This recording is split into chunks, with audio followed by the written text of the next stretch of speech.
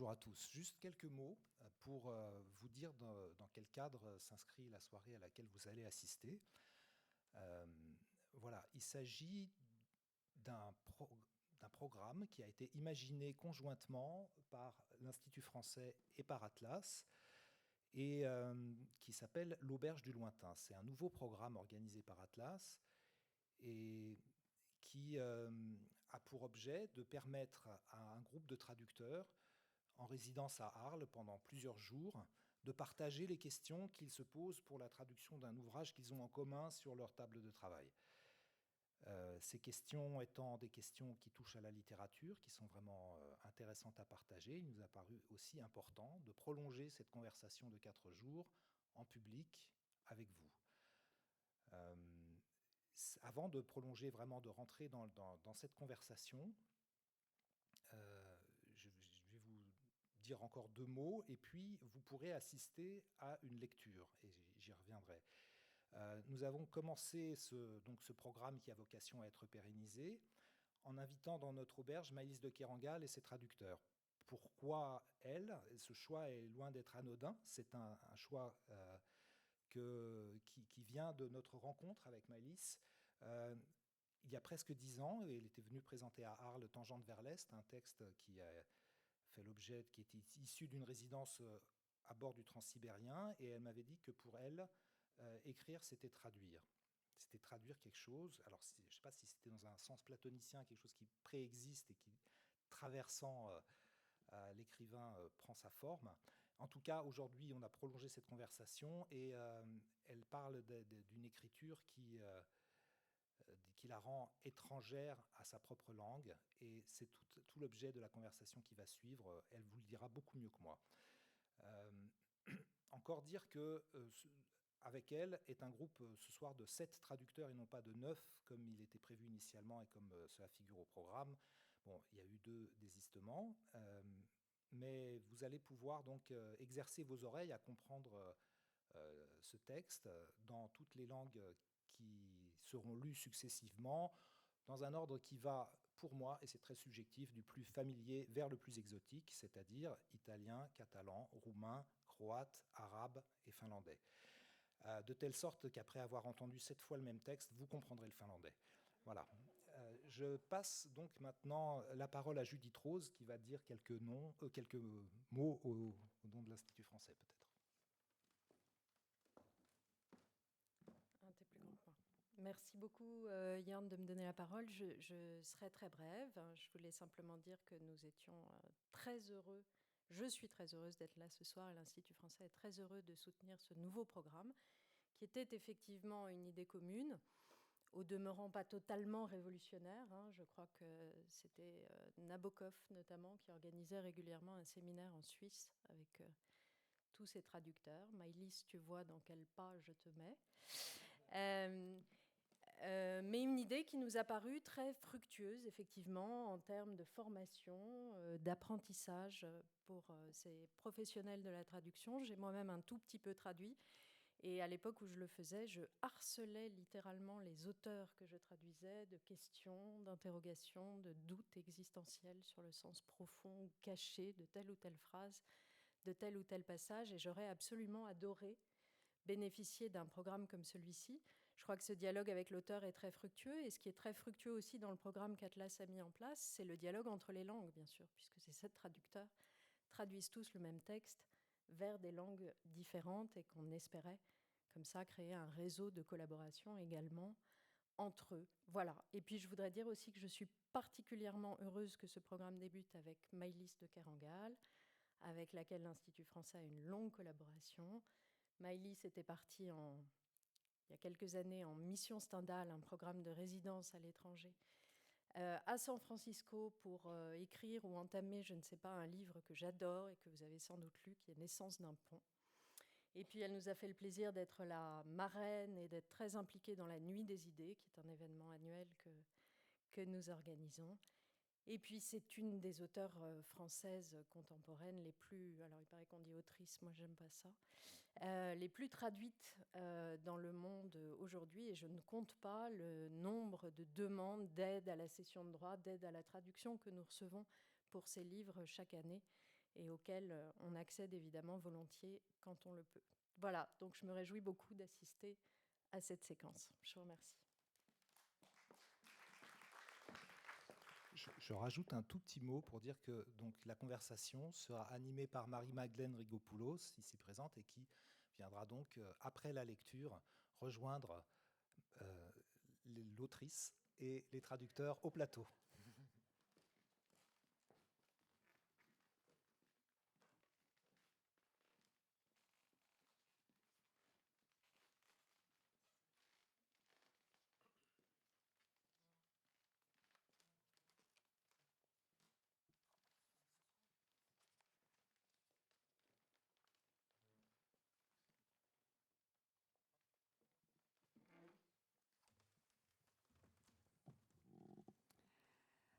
Parler un peu de la rue du Métal maintenant.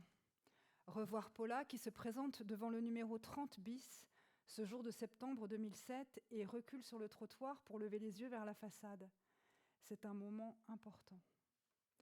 Ce qui se tient là, dans cette rue de Bruxelles, au bas du quartier Saint-Gilles, rue quelconque, rue insignifiante, rue reprisée comme un vieux bas de laine, est une maison de conte, cramoisie, vénérable, à la fois fantastique et repliée. Et déjà, pense Paula qui a mal au cervical à force de renverser la tête en arrière, déjà, c'est une maison de peinture. Une maison dont la façade semble avoir été prélevée dans le tableau d'un maître flamand. Briques bourgeoises, pignons à gradins, riches ferrures aux fenêtres, portes monumentales, judas grillagés, et puis cette glycine qui ceint l'édifice telle une parure de hanche. Alors, exactement comme si elle entrait dans un conte, exactement comme si elle était elle-même un personnage de conte, Paula tire la chevillette, la cloche émet un tintement fêlé, la porte s'ouvre et la jeune fille pénètre dans l'institut de peinture. Elle disparaît dans le décor. Paula a 20 ans, un sac de sport Adidas Bordeaux sur l'épaule, un carton à dessin sous le bras et des lunettes de soleil derrière lesquelles elle dissimule son strabisme, si bien que le vestibule où elle s'avance à l'instant se montre encore plus obscur à travers ses verres fumés. Obscur mais fabuleux, dru, insituable. Odeur de temple et de chantier. L'air, chargé de poussière en suspension, prend par endroits l'épaisseur de la brume, la lourdeur de l'encens, et le moindre mouvement, le moindre souffle y crée des millions de tourbillons microscopiques. Elle distingue une porte sur la gauche, un escalier, l'entrée d'un couloir au fond à droite. Elle commence à attendre.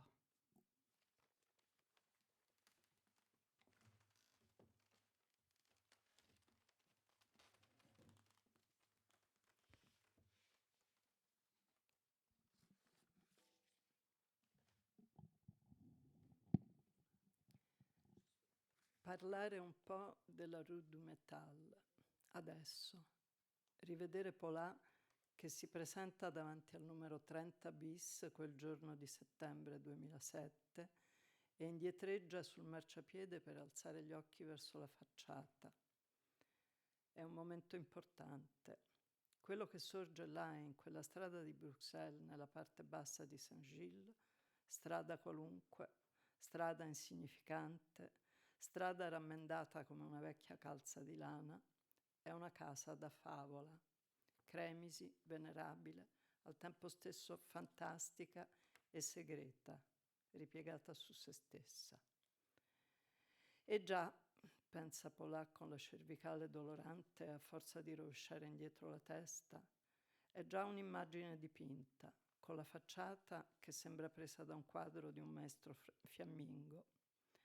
Mattoni borghesi, frontoni a gradini, pesanti ferri battuti alle finestre, porta monumentale, spioncino con griglia, e poi quel glicine che cinge l'edificio come un ornamento per i fianchi. Allora, esattamente come se entrasse in una favola, esattamente come se fosse lei stessa il personaggio di una favola, Paula tira la stanghetta, il campanello emette un suono incrinato, la porta si apre e la ragazza penetra nell'istituto di pittura, scompare nella scena.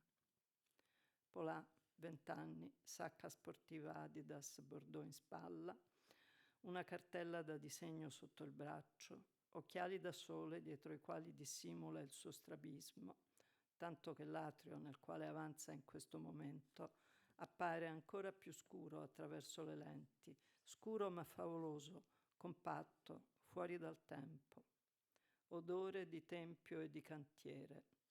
L'aria, carica di polvere in sospensione, prende a tratti lo spessore della nebbia, la pesantezza dell'incenso, e il minimo movimento, il minimo soffio crea milioni di microscopici mulinelli. Vede una porta sulla sinistra, una scala, l'accesso a un corridoio in fondo a destra e adesso aspetta.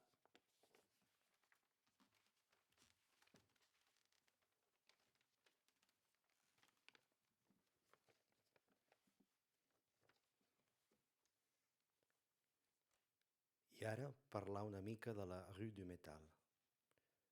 Tornar a veure la Paula, que es presenta davant del número 30 bis aquest dia de setembre de 2017 i recula a la vorera per alçar els ulls cap a la façana. És un moment important. El que s'eleva allà, en aquest carrer de Brussel·les a la part baixa de Sant Gil, un carrer qualsevol, un carrer insignificant, un carrer sergit com unes mitges velles de llana, és una casa de conte, carmesina, venerable, fantàstica i replegada alhora.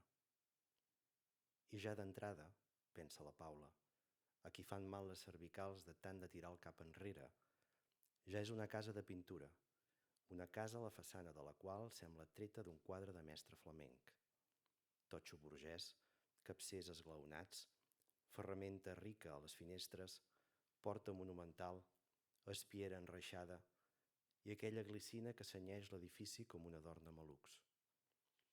Llavors, exactament com si entrés en un conte, exactament com si ella mateixa fos un personatge de conte, la Paula estira la clavilla, la campaneta repica esquerdada, s'obre la porta i la noia s'endinsa a l'Institut de Pintura.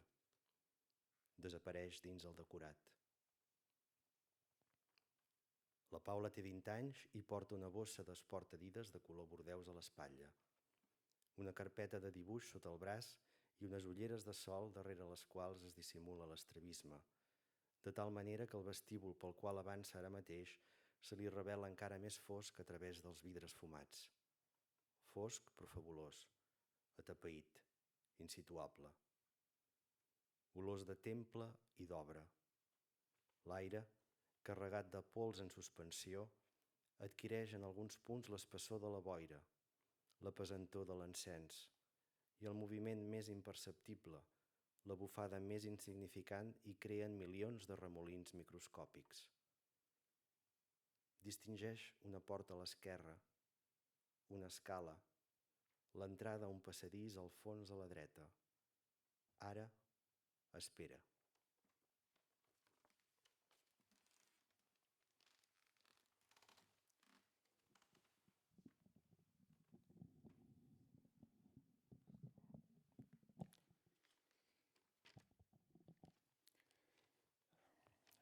Să vorbim un pic despre Rue du Métal acum. Să o revedem pe Paula prezentându-se în fața numărului 30 bis în această zi de septembrie 2007 și trăgându-se înapoi pe trotuar pentru a-și ridica privirea înspre fațadă. E un moment important. Acolo, pe strada aceea din Bruxelles, aflată în partea de jos a comunei Saint-Gilles, o stradă oarecare, o stradă neînsemnată, o stradă peticită ca un ciorap vechi de lână, se înalță o casă din povești, stacojie, venerabilă, în același timp enigmatică și retrasă. Și deja, se gândește Paula, pe care o doare ceafa de la cum și-a dat gâtul pe spate, deja e o casă în care se învață pictura, o casă a cărei fațadă pare să fi fost extrasă din tabloul unui maestru flamand, burgheză, din cărămidă, cornișă în trepte, ornamente bogate din fier la ferestre, ușă monumentală, vizor cu grilaj, apoi glicina care împrejmuiește clădirea a idoma unei podoabe pentru șolduri. Atunci, întocmai ca și cum ar pătrunde într-o poveste, Întocmai ca și cum ea însăși ar fi un personaj de poveste, Paula trage zăvorul, clopoțelul scoate un clinchet înfundat, ușa se deschide și tânăra intră în institutul de pictură. Dispare în decor. Paula are 20 de ani, un rucsac sport Adidas Bordeaux pe umăr, o mapă de desen la sub braț și niște ochelari de soare în spatele cărora își ascunde strabismul, astfel încât holul prin care înaintează în acest moment se dovedește și mai întunecos prin lentilele fumurii, întunecos, dar fabulos, îndesat, insesizabil. Miros de templu și de șantier. Aerul, încărcat de praf în suspensie, prinde pe alocuri consistența ceții, greutatea tămâii și cea mai mică mișcare, cea mai mică adiere dă naștere la milioane de vârtejuri microscopice. Distinge o ușă la stânga, o scară, începutul unui coridor la dreapta în capăt. Acum așteaptă.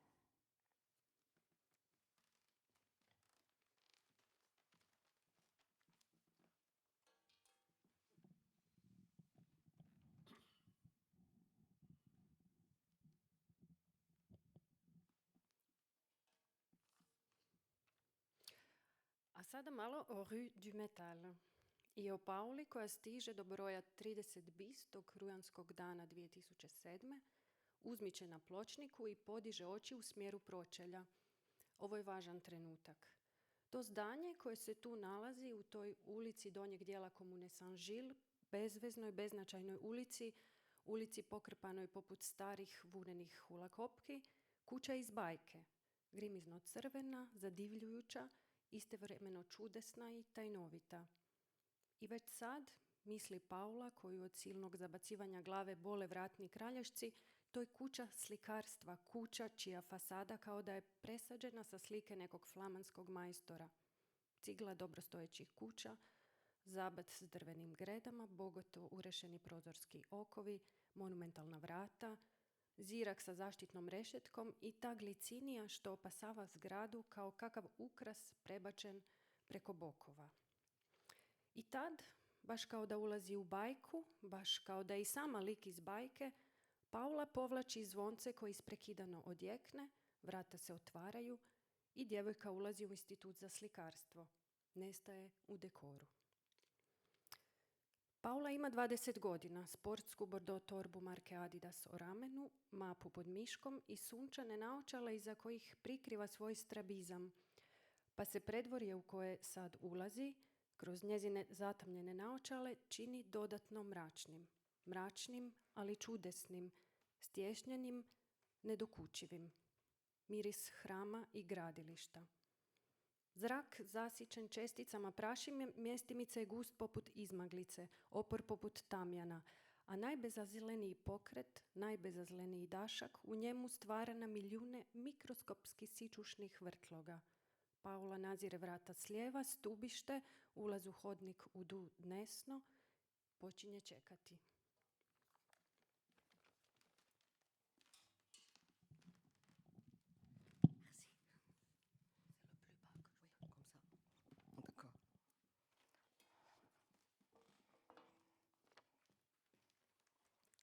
لنتحدث قليلا الآن عن شارع المعادن لنرى باولا تصل أمام رقم 30 مكرر من هذا اليوم من سبتمبر لعام 2007 وترجع للخلف على الرصيف لترفع عينيها نحو الواجهة.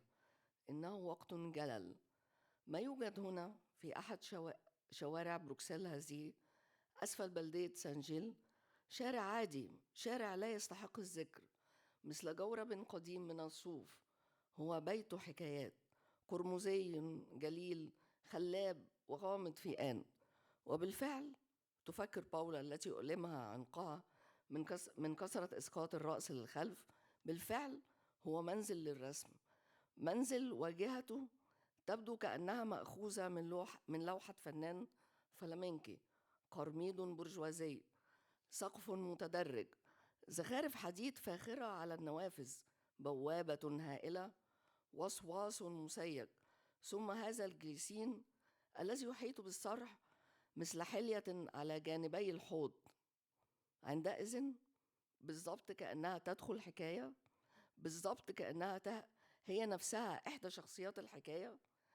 تسحب باولا السقاطة، يصدر الجرس رنينا محشرجا، ينفتح الباب وتدخل الفتاة معهد التصوير الزيتي وتختفي في الديكور.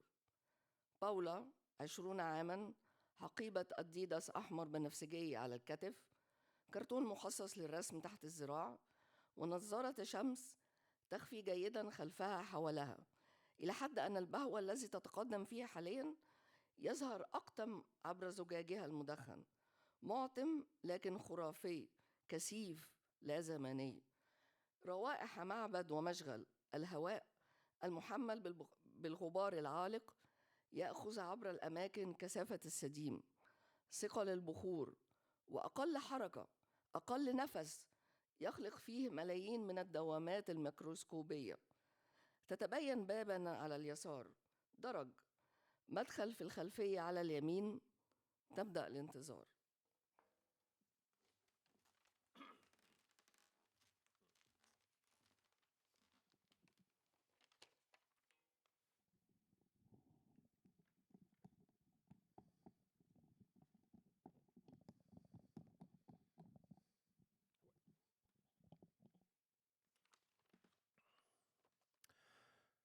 Muutama sana ryydymetallista.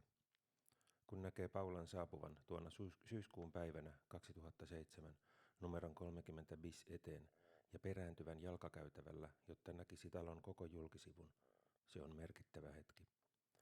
Siinä kohdassa katua, Brysselin Saint-Gillin kaupungin osan keskellä on kuin millä tahansa kadulla, merkityksettömällä kadulla, joka on parsittu kasaan kuin vanha villasukka, talo kuin sadussa. Karmiininpunainen, arvokas, samalla kertaa satumainen ja salaperäinen. Ja jo nyt, ajattelee Paula, jonka niskalihaksiin sattuu, kun hän taivuttaa päätä taaksepäin. Jo nyt se on kuin maalauksen talo. Talo, jonka julkisivu näyttää siltä, kuin se olisi irrotettu jonkun flaamilaisen mestarin taulusta. Punatiilinen porvaristalo, porraspääty, ikkunoissa näyttävät takorautakorsteet, monumentaalinen ovi, kaltereiden peittämä kurkistusluukku ja vielä sinisadeköynnös, joka koristaa julkisivua kuin lantiohuivi. Nyt, aivan kuin astuisi sisälle satuun, aivan kuin Paula olisi satuhenkilö, hän vetää nyöristä. Kello helisee hiljaa, ovi avautuu ja nuori tyttö astuu sisään maalarioppilaitokseen, katoaa kulisseihin. Paula on 20-vuotias. Olkapäällä roikkuu viininpunainen Adidaksen urheilukassi. Kainalossa on piirustuskansio ja päässä aurinkolasit, joilla hän peittää karsastuksensa niin, että eteishalli, jonka läpi hän kävelee, näyttää vieläkin hämärämmältä. Hämärältä, mutta upealta, sakealta ja määrittämättömältä. Tuoksuu temppeliltä ja rakennustyömaalta. Ilma on täynnä pölyä, paikoittain tiheää kuin sumu, raskasta kuin suitsuke, ja pieninkin liikahdus, vähäisinkin henkäys synnyttää 1,000,000 mikroskooppisen pieniä pyörteitä. Hän erottaa vasemmalla oven ja portaikon. Oikealta hallin perältä lähtee käytävä. Paula jää odottamaan.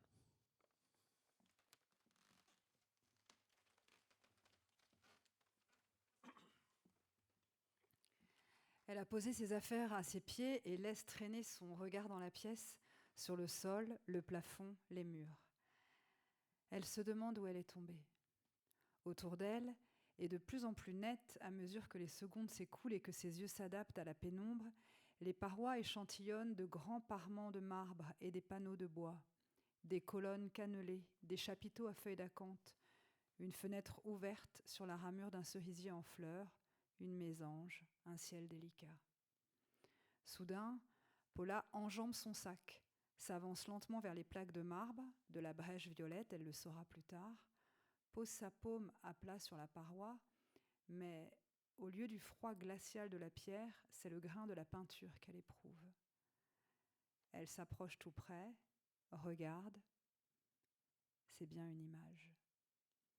Étonnée, elle se tourne vers les boiseries et recommence, recule puis avance, touche, comme si elle jouait à faire disparaître, puis à faire revenir l'illusion initiale. Elle progresse le long du mur, de plus en plus troublée tandis qu'elle passe les colonnes de pierre, les arches sculptées, les chapiteaux et les moulures, les stucs, atteint la fenêtre, prête à se pencher au dehors, certaine qu'un autre monde se tient là, juste derrière, à portée de main.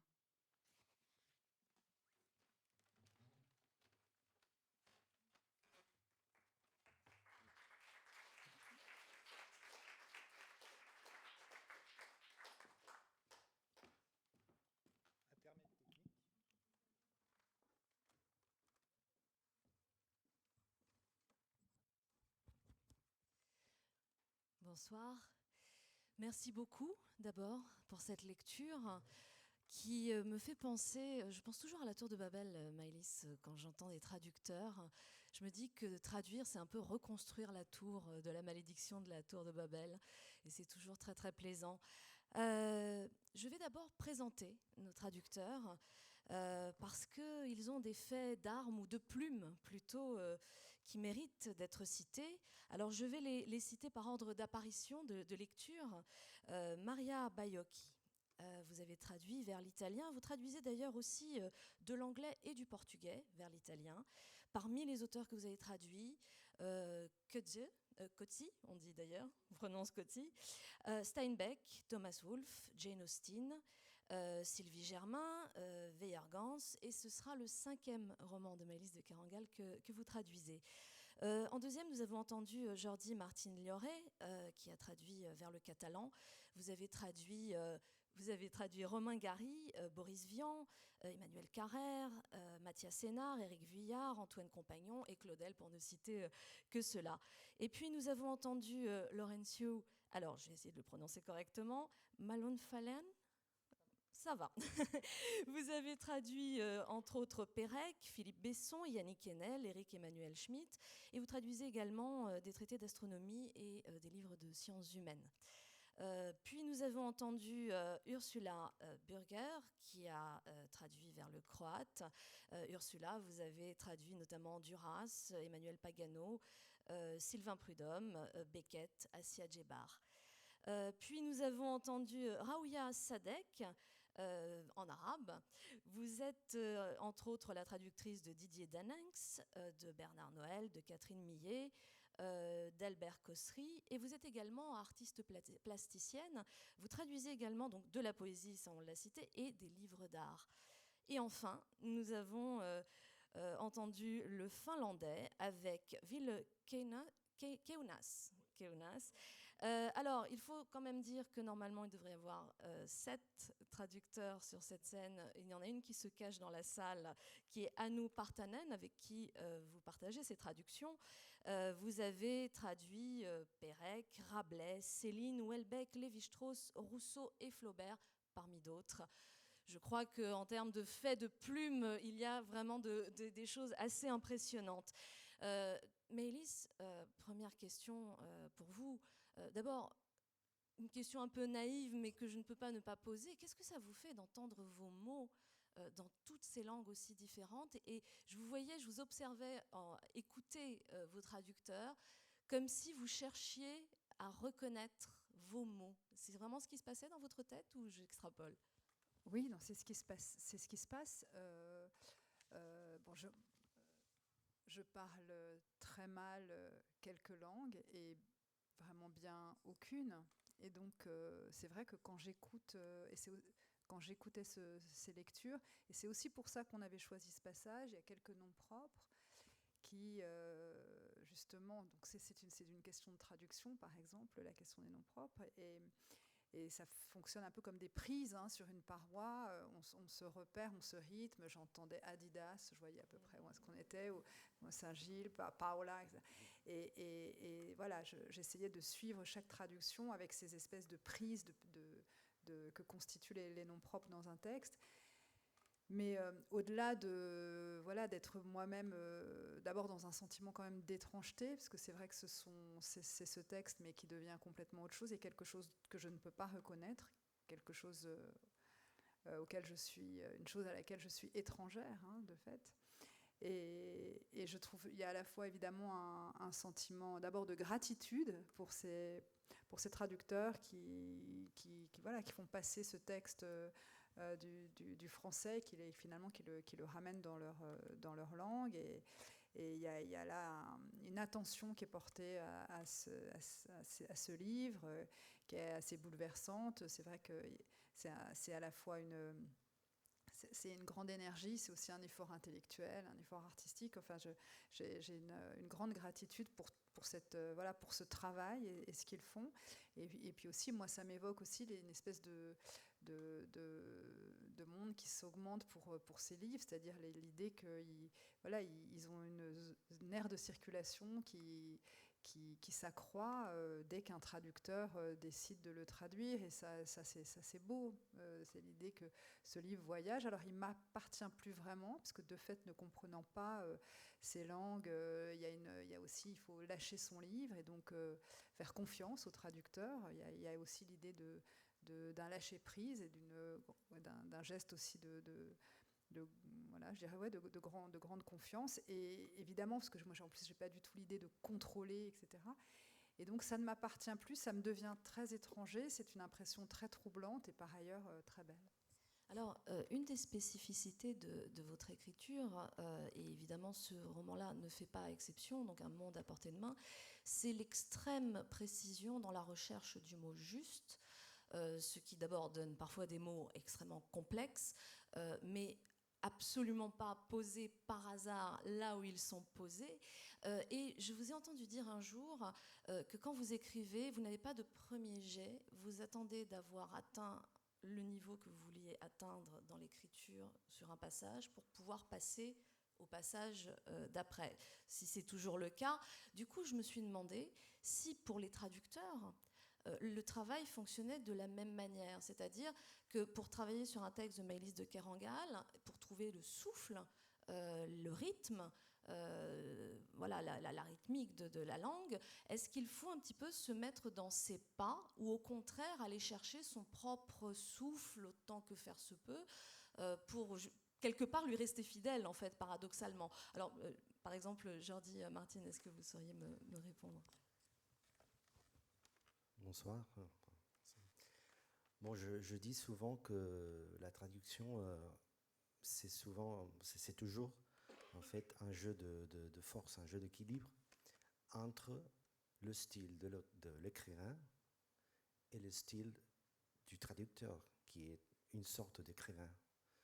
Alors, pour moi, les premiers 30-40 pages sont les plus dures, les plus difficiles, parce que ce sont les pages, surtout quand on traduit un écrivain pour la première fois, on essaie de le rapprocher à soi. Et avec Maëlys, ça m'est arrivé avec le premier roman à elle que je traduis, Réparer les vivants. Et ça a été le premier paragraphe, qui est un paragraphe très, très, très, très, très fort, très puissant. Pour moi, ça a été comme une espèce de rituel d'initiation à la traduction vers le catalan. Alors j'ai dû le lire à plusieurs reprises avant de m'y mettre. Et alors j'ai compris, à l'époque, je voulais traduire deux romans en même temps.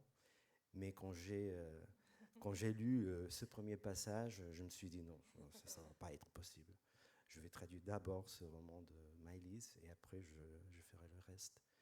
Et du coup, ça fait qu'après ce premier roman, quand j'ai fini la traduction, ce premier passage a été le passage que j'ai corrigé le plus de fois, parce que je voulais que ce soit un peu, que ça respire un peu comme l'original. Et ça, après ce premier roman, qui marque beaucoup pour moi le style de Maëlys, ça rend beaucoup plus facile pour moi la traduction d'un monde à portée de main. Un peu comme si vous aviez saisi son accent, ou saisi sa langue à elle, pas le français tout simplement. Maria Baiocchi, je parlais de la spécificité de Maëlys, à être très précise dans les mots, dans les descriptions. Il y a donc un travail de recherche qui, j'imagine, évidemment transposé aussi dans le travail du traducteur. Mais est-ce que ça sous-entend simplement chercher le mot juste ou faire un peu comme l'écrivain, c'est-à-dire se plonger dans un apprentissage des connaissances, c'est-à-dire lire des manuels, avoir un peu la même bibliographie en fait que l'écrivain lui-même. L'aider, est-ce que vous entendez? L'aider, parce que je pense que surtout pour Maëlys, ce que j'ai fait et qui est plus efficace pour moi, c'est de chercher un peu avant ce qu'elle va approcher, mais après c'est lire et relire surtout l'incipit pour trouver le souffle, et ça peut être très difficile. Comme Jordi a dit, ça a été le cas de Réparer le vivant. Je pense avoir réécrit l'incipit 20 fois, quelque chose comme ça. Mais après ça, elle est. Et bien sûr, les recherches, on va demander à les experts ou chercher sur la bibliographie. Et dans le cas d'un monde à portée de main, la bibliographie est très importante. Et Maëlys nous a apporté dans cette session que nous avons faite à Arles sa bibliographie à elle, et ça a été magnifique. Maëlys? Oui, je suis venue avec un sac de enfin une valise de livres, dont certains d'ailleurs, Ville et Anu le connaissaient, parce que c'est le grand livre de l'Institut de peinture Van der Kelen, qui est le modèle de celui où va étudier Paula Karst. Et puis j'ai amené aussi des livres de géologie, des livres sur des pierres, des livres sur les grottes préhistoriques, enfin, pas mal de choses. Et aussi quelqu'un que j'avais rencontré pour écrire ce livre, qui est peintre en décor et qui avait travaillé sur le facsimilé de la grotte Chauvet et aussi de Lascaux 2, et qui travaille, il nous l'a appris hier, sur le futur facsimilé de la grotte Cosquer, qui est une grotte sous-marine découverte entre Cassis et Marseille en 91, et qui va donc faire l'objet d'une réplique.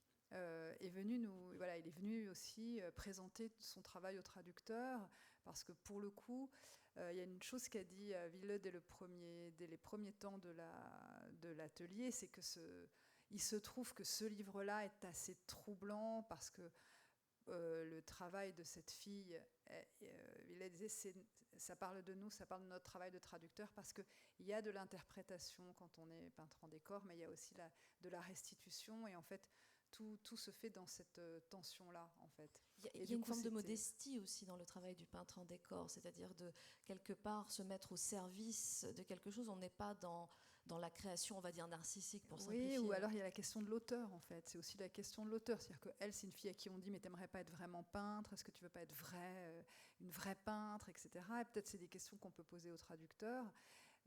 Et ça me donne l'occasion de dire que précisément, comme l'a dit aussi Jordi, les traducteurs sont des sortes d'écrivains.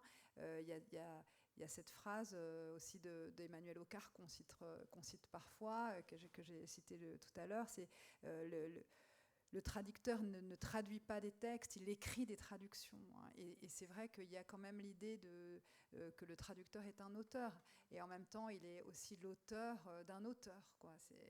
Donc il y a une espèce d'emboîtement des sensibilités, des voix, et c'était un travail passionnant. Et c'est vrai que pour le coup, ce livre-là, c'était aussi comme une espèce d'analogie de la traduction. Enfin, ce qu'elle fait, ça pourrait être une analogie de la traduction. Alors, je me tourne vers vous, Raouia Sadek. Je disais tout à l'heure, vous êtes aussi artiste plasticienne. Du coup, je ne peux pas m'empêcher de vous demander si pour vous, un sujet comme celui de ce livre était peut-être, alors je ne vais pas dire facile parce que ça ne l'est en aucun cas, mais en tout cas plus familier peut-être de par le langage employé, parce que pour le coup, tout ce qui relève de la recherche plus technique qu'a pu faire Maëlys, est-ce que pour vous, adopter voilà, un langage peut-être plus familier? Moi, je suis en train de traduire Réparer les vivants. Et je traduirai aussi un monde à portée de main. Pour moi, un monde, c'est un coup de cœur parce que c'est proche de ce que je fais. Et surtout, parce que moi, je m'intéresse aussi aux différents sens, à la vision, comment on voit, qu'est-ce qui joue pour la vue, etc. Et l'approche de Maëlys dans son roman est moi, je sens qu'elle est proche aussi de mon approche de mon projet actuel. Elle traite du temps qui va et qui revient, de la personne qui croit connaître et qui ne connaît pas et qui commence à connaître. Enfin, moi, je suis surtout intéressée comment l'approche du livre, et il y a certaines phrases et certains termes et certaines explications qui sont comme des motifs pour mon travail à moi, à titre personnel. En fait, ce que je voulais dire, c'est que là, on a eu un temps, donc une semaine d'atelier.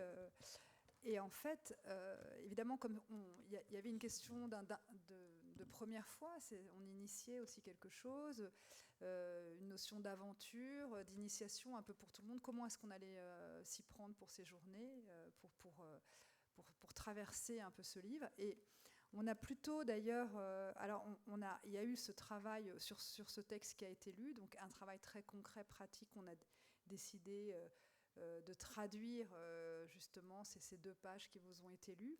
Mais par ailleurs, le livre a fait l'objet d'une traversée où on a levé aussi, on l'a lu ensemble et on levait des tas de problèmes. Et c'est vrai qu'il y a eu un peu ce que dit Haouya, c'est-à-dire des questions, des discussions autour du contexte du livre, ce que moi j'avais cherché à raconter, ou aussi la manière dont le livre est né, par exemple, hein, qu'est-ce qui l'a inspiré, et finalement, quelles sont un peu les rivières souterraines qui coulent sous ce texte. Et puis, des choses très, très concrètes sur lesquelles on s'arrêtait et qui, d'ailleurs, déclenchaient des discussions parfois bien plus longues que les précédentes, qui seraient peut-être plus sur la genèse d'un livre. Voilà, comment est-ce qu'on traduit un onomatopée, par exemple, hein, il faut... ou une expression, par exemple, sentir le temps. Il y a un moment, on dit à cette jeune femme, Paula Karst, quand elle reproduit la grotte de Lascaux, qu'il faut qu'elle fasse sentir le temps. Sentir le temps, ça peut être 1 heure d'échange, comment tu le dirais toi, etc. Parce que ce qui était très fort dans cet atelier, c'était pas seulement que tout convergeait vers le français, c'est évidemment que ça croisait d'un traducteur à l'autre, comment tu le ferais toi dans ta langue, etc. Et ça a été très riche. Donc il y avait à la fois vraiment quelque chose de plus génétique. Voilà, par exemple, la question du rayonnement fossile aussi, hein. Il y a un chapitre qui s'appelle « Dans le rayonnement fossile ».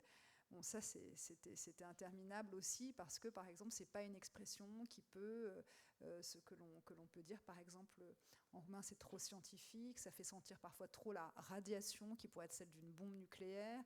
Donc, c'est pas du tout cette image poétique d'une lumière très ancienne dans laquelle nous baignerions, etc. Donc, ce qui était très beau, c'est aussi ce système de passer vraiment de considérations plus générales et d'inspiration à des détails et savoir, par exemple, que claque, en finnois, ça n'existe pas, on dit naps. Voilà. Et que même si vous voulez donner l'idée d'un son d'une boîte qui ferme, elle a fermé sa boîte à peinture, clac, elle est repartie. Voilà, ça c'est pas. Donc ça, je trouve que c'est aussi assez magique d'avoir saisi un peu le texte dans toutes ses dimensions, vraiment dans son extrême détail et puis aussi dans quelque chose de plus large. Non, parce qu'au-delà du mot qui n'existerait pas et qu'il faudrait changer, il y a effectivement, et je me tourne vers vous, Laurentiu, la question du mot qui existe, mais qui, comme vient de l'évoquer Maëlys, ne donne pas la même émotion, le même sentiment, la même sensation.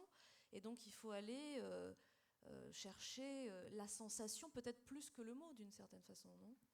Oui, bonsoir. Je dirais que dans le cas de Maëlys de Kerangal, on parle d'une écriture qui nous trompe l'œil. C'est une écriture qui nous trompe l'œil et l'oreille aussi. parce que c'est tellement bien écrit. Et nous, comme traducteurs, nous devons faire que nos traductions trompent l'œil dans nos langues. C'est ça le travail pour nous. C'est un travail qui est très semblant avec celui de la peinture en décor. Parce que nous, comme traducteurs, nous sommes presque des peintres en décor. Mais il s'agit toujours d'un autre décor, le décor de nos langues. Donc c'est un travail très, très, très modeste, mais très, très enrichissant.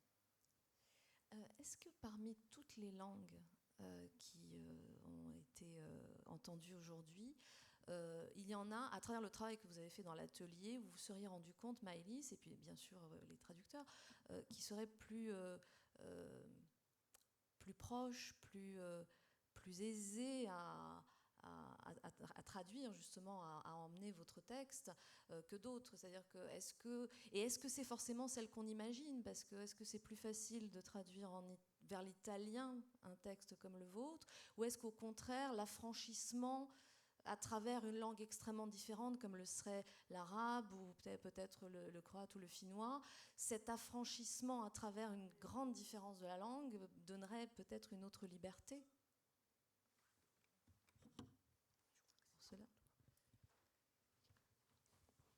Bon, il faudrait parler toutes ces langues pour pouvoir être sûr de sa réponse. Après, je pense qu'il y a des faux amis entre l'italien et le français, le catalan et le français, et du coup, ça rend peut-être le travail quelque part plus difficile, parce qu'on a partout des petites bombes, et si on adopte un mot et que finalement on se rend compte qu'il veut dire quelque chose complètement différent, ça peut être gênant. Après, les langues sont construites de façon très différente, et par exemple en croate, il y a des cas, donc on met ensemble les mots d'une autre façon. Et c'est clair que tout en incorporant le rythme, la voix, on est aussi obligé parfois de façonner la langue d'une autre façon. Mais je pense que quand on est content de la traduction,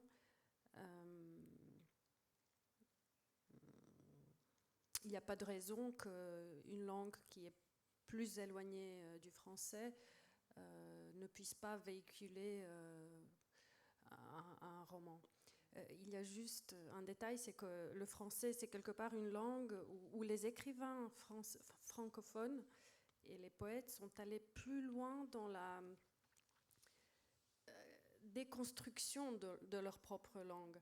Et donc, quelque chose de poétique en français, disons, sonne moins bizarre que, par exemple, en croate. Donc, parfois, un jeune traducteur, moi, ça m'est arrivé, de mettre des solutions dans mon texte qui, finalement, sonnaient bizarres ou étonnaient les éditeurs.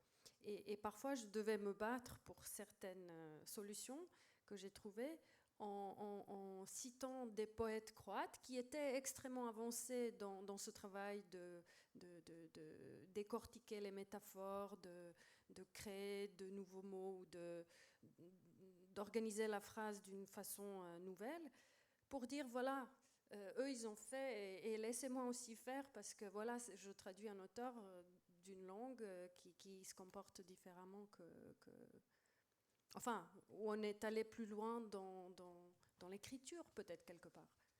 Oui, ce que raconte Ursula, c'est aussi comment la traduction enrichit la langue du traducteur.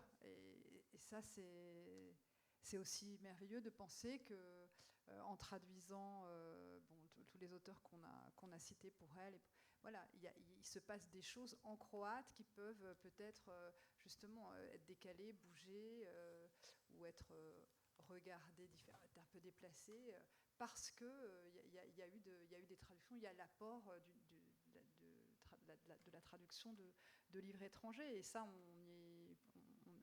quand on y pense, c'est assez beau aussi, cette espèce de porosité entre les langues, la manière dont toutes les langues peuvent s'enrichir les unes les autres, avec des formes de contamination qui seraient aussi des accroissements poétiques possibles, des poches que l'on retrouverait, qui se créeraient comme ça dans cet acte au cours de cet acte de traduction.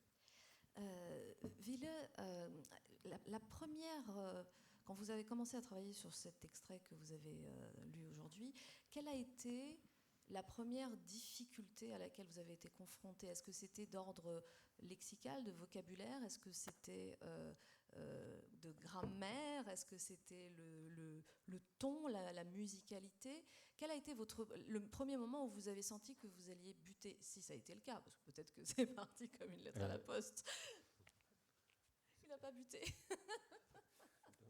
Ce passage, je ne sais pas, je ne me souviens pas. Parce que nous avons déjà traduit le livre. C'est presque, on a pensé que c'était presque prêt maintenant, sans doute un peu après cette semaine. Mais ici, donc je ne peux pas dire qu'il y a une chose. Ah, mais si vous l'avez déjà traduit, je vous pose la question en règle générale par rapport au texte, du coup.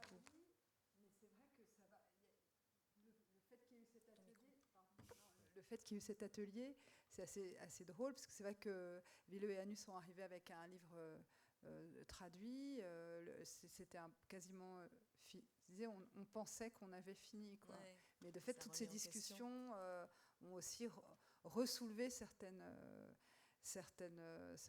choses. Oui, maintenant notre manuscrit c'est plein de corrections. En fait, ce soir, en vous lisant, j'ai encore changé un mot.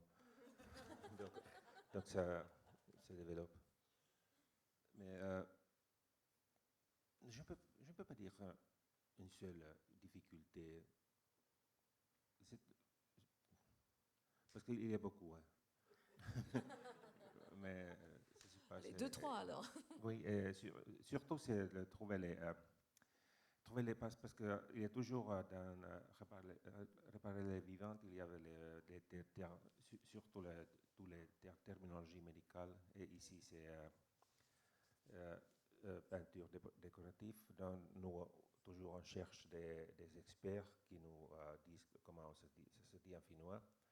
Et cette fois, on a trouvé une dame qui a étudié dans l'école de Van der Kelen, même école où Paula a étudié. Et nous l'avons donné notre manuscrit pour qu'elle commente. Et après, elle nous a reçus dans son atelier. On a passé une journée, elle nous a montré tous ces pinceaux, tous ces trucs. Et elle a dit qu'elle c'est pas certain que cette Maëlys de Kerangal n'ait pas étudié à Van der Kelen. Parce qu'elle sait tout. C'est juste comment on fait c'était quoi le tortue, écaille le tortue. Elle utilise juste on le fait juste comme ça. Et même elle nous a montré ce livre de l'école de Van der Kelen. Il y a une image, une photo d'une course. C'est elle, photo de classe. Peut-être c'est elle. Donc, il y a une fille qui me ressemblait un peu, oui. C'est elle. Oui, tu as vraiment réussi à faire le trompe-l'œil. Trompe-l'œil, oui. Alors, vous avez travaillé comment précisément, Maëlys? C'était vraiment totalement collégial? Vous avez travaillé avec chaque traducteur séparément? Comment ça s'est passé pendant On a travaillé tous ensemble, bien que, en fait, Laurențiu et Raya étaient plutôt allés traduire d'abord Réparer les vivants, mais voilà, on s'est tous mis sur un monde à portée de main. Et il y a eu un premier temps, moi j'ai donc présenté ce livre, et puis après on l'a vraiment traversé quasiment page à page. On l'a finalement lu ensemble, mais c'est vrai que, par exemple, la question des infinités, bon, il y a eu beaucoup de choses, hein. Il y a eu les noms de couleurs qui étaient quand même assez je pense que c'était quelques-uns. compliqués. Baise-moi ma mignonne. Ouais. J'ai retenu celui-là. Merde doigt. Ouais. Vers d'après Londé. Cuisse de nymphe émue. Cuisse de nymphe émue. Ouais. Alors ça, voilà, il y a eu des points spécifiques qui étaient vraiment liés à ce livre, donc la traduction. Parce qu'en fait, finalement, sinon j'allais dire le vocabulaire technique, c'est pas tellement ce qui est difficile. Ça, pour le coup, on le retrouve partout. Ce qui est plus difficile, d'après ce que j'ai compris moi, au terme de cette... c'était peut-être des questions très métaphoriques. Donc là, ce sont déjà en français des vieux noms de couleurs, où il y a une espèce de plaisir et de rire un peu sur des couleurs qui s'appelleraient Baise-moi ma mignonne, etc. Donc l'idée, c'était un peu de décider, surtout de décider que les traducteurs pourraient inventer des noms de couleurs qui ne seraient pas forcément ce rose, puisque là, Nakara, Cuisse de nymphe émue, Baise-moi ma mignonne, c'est un dégradé de rose. Et donc, voilà, qu'en fait, ce qui était important, c'est plutôt que la traduction restitue l'idée d'un vieux nom, d'un nom aussi métaphorique, assez joyeux, où il y a quand même un peu de plaisir. Mais ce qui m'étonnait, par exemple, c'est que parler un peu de la rue du métal, attaqué par un infinitif, ce qui arrive pas mal dans ce livre, où les parties attaquent, accompagner Paula, les chapitres s'ouvrent souvent par des infinitifs, c'était un problème. Et d'ailleurs, je crois que c'était un problème en finnois, non ? Non ? Oui. Oui. Oui, on ne commence pas. Et par exemple, moi, ça me semblait bizarre que ça puisse pas... je voyais pas le problème. Or, c'était beaucoup plus un problème pour eux, les Finnois, que trouver un nom de couleur sophistiqué ou un nom d'outil sophistiqué. Hein, c'est un peu ça. Oui, pardon, dans notre traduction, c'est quelques mots sur rue de métal. Alors, une autre question, Maëlys. Est-ce qu'à travers ce travail que vous avez fait tous ensemble, vous avez, puisque vous avez décortiqué votre propre travail, compris ou été interpellé par les interprétations, les différentes remarques, et donc compris peut-être des choses de votre propre texte, d'une certaine manière ? Alors, ça, c'est pour moi le point... alors je ne dirais pas essentiel, parce que ce qui était essentiel pour moi, bon, d'abord c'était quand même un cadeau et un privilège extraordinaire d'avoir ce temps de travail avec ces traducteurs qui sont tous venus exprès. Enfin, il y avait vraiment cette attention portée ensemble à un livre et ce travail très collectif, puisqu'en fait on a travaillé tout le temps tous ensemble. Et après, évidemment qu'au-delà de mon propre intérêt pour leur traduction, c'est vrai que moi j'ai aussi, je pourrais réannoter tout mon livre, parce que évidemment que j'ai redécouvert mon texte, que je l'ai réincorporé, je l'ai revu de fait assez différemment, par leurs émotions, par leurs difficultés, mais aussi parce qu'on le dira peut-être jamais assez, le traducteur, c'est aussi celui qui lève tous les loups du texte, hein, tout ce qui est...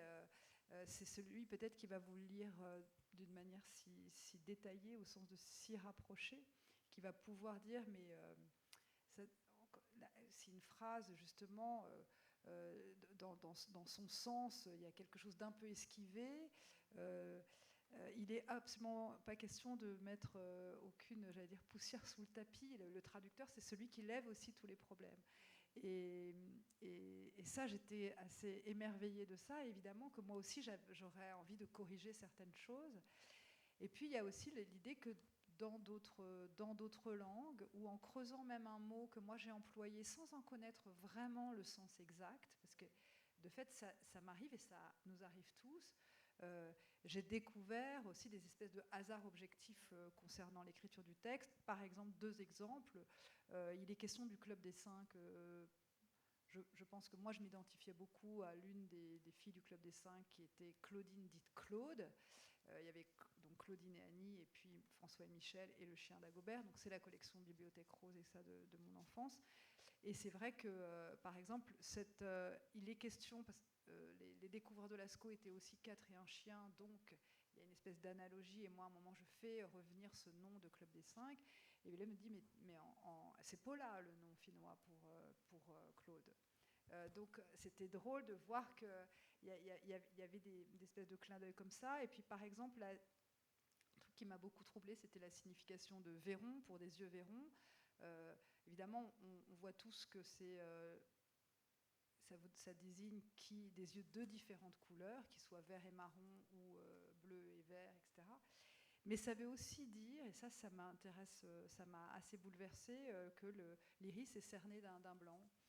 Voilà, et en fait, à la dernière page du livre, il y a cette idée que vraiment, l'avant-dernière, elle commence à peindre un cerf qu'elle va devoir reproduire dans le facsimilé de la grotte de Lascaux, donc un cerf qui est dans le diverticule axial, je crois, à Lascaux. Et en fait, elle va peindre le cerne blanc, parce que c'est un cerf qui est très connu aussi pour ça. Il a été vraiment regardé. Il a un cerne blanc autour de l'œil, donc il a vraiment l'œil Véron. Et c'est en blanc, elle refait ce cerne blanc comme la neige ce matin, etc. Et là, on bascule dans la préhistoire. Donc c'est vraiment un moment où, pour moi, le texte bascule. Et moi, je suis revenue à Paris, évidemment, très enrichie et surtout, j'ai eu l'impression, évidemment, de redécouvrir des choses, de voir aussi, de pister de nouveau des choses, de voir. On voit aussi tout ce qui revient dans le texte, hein, les mots qui reviennent et comment on les traduit. Voilà, il y a tout un système d'écho qui s'enrichit. Peut-être une dernière question. Le temps file, mais c'est incroyable. Une dernière question, peut-être. Alors, à tous et ceux qui voudront bien me répondre, de cette aventure avec l'auteur, en immersion, hein, pendant 4 plus 1 jour aujourd'hui, qu'est-ce qui vous a soit le plus marqué, peut-être le plus apporté, ou en tout cas le plus marqué de cette aventure? Vous êtes tous des traducteurs chevronnés avec une très grande expérience, vous avez traduit les plus grands écrivains. Qu'est-ce qui, dans ce moment-là, était un plus pour votre travail de traducteur? Je vous vois me regarder, j'en profite. Bon, tout d'abord, je dois dire que pour moi, ça a été aussi la première fois que je participe à un atelier de ce genre. Je dois remercier Atlas, Jörn, Maëlys, parce qu'ils ont été extrêmement généreux. Et pour moi, ça a été... moi, je me suis senti privilégié, parce que tous mes collègues en Catalogne, ils me disent, bon, t'es vénard, toi. Tu vas à Arles, tu passes une semaine avec Maëlys de Kerangal, et après, tu vas à Paris, et en plus, tu vas pouvoir lire un extrait de ta traduction en catalan à la Maison de la Poésie. Alors ça, c'est vraiment quelque chose pour nous. Nous, les traducteurs, on vit permanemment dans le paradoxe. Parce que d'un côté, on revendique un peu l'importance de notre rôle. On veut être visible aussi. On veut être visible surtout aussi sur la couverture des romans que nous traduisons.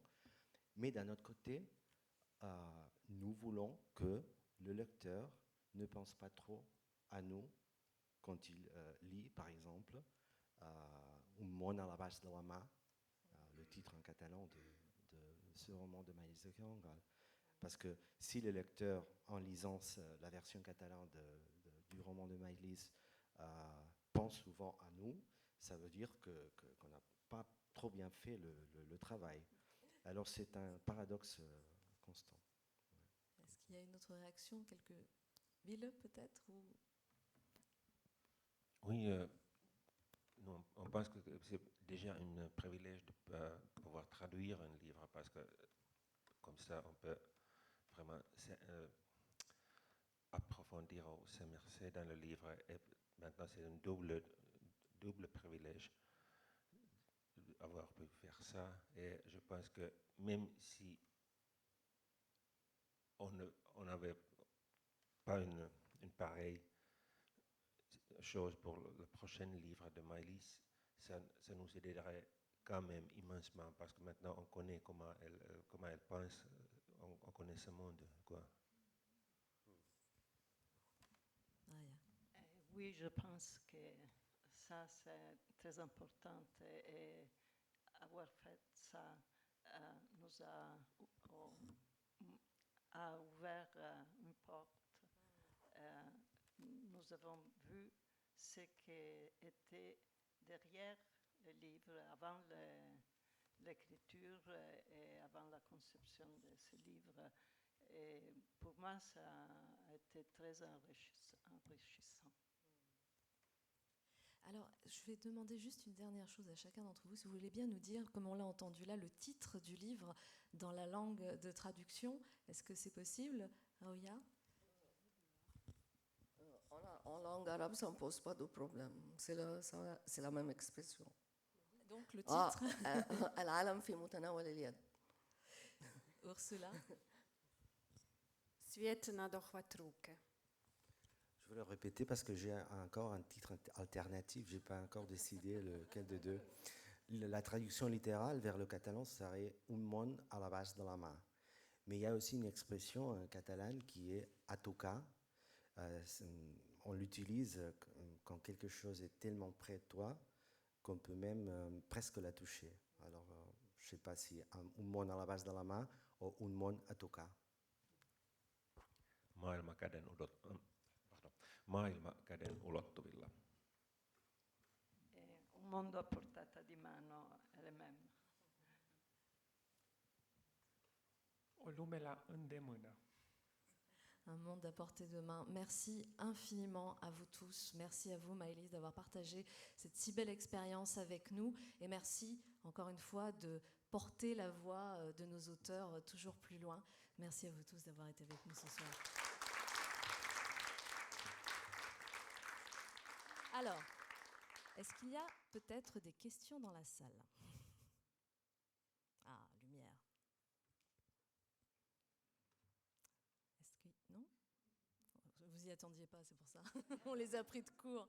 Ils étaient tranquilles dans le noir. Non? Mais de toute façon, on peut vous retrouver aussi dans le foyer. Vous pouvez poser des questions en tête-à-tête au traducteur et à Maëlys. Mais non, toujours pas? Eh bien, dans ce cas, nous vous donnons rendez-vous dans le foyer. Merci beaucoup à vous tous.